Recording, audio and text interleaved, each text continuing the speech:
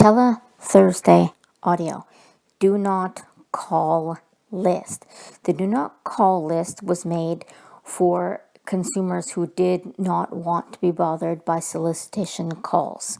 Now, the do not call list applies to solicitation, but it does not apply to market research. Legitimate Market Research is an actual market research company. Charities and political organizations, they are exempt. So even if you are on the do not call list, those companies cannot be fined for contacting you. If you want to make it on their do not call list, you can request that they add you to their do not call list and not contact you. Most companies will do that, and then they'll maybe contact you again in like 6 months or a year as numbers can change or they think people will forget.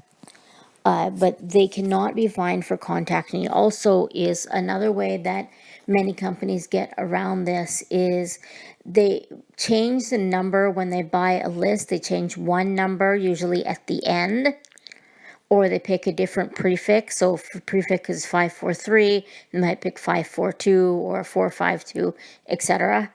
Also, is if the list is randomly generated, again, you can ask them to put you on their own do not call list. I have worked at telemarketing companies in the past where we would randomly generate numbers, where we would pick a prefix and the computer would have printed up numbers from 0000 all the way to 9999. So we'd pick a prefix.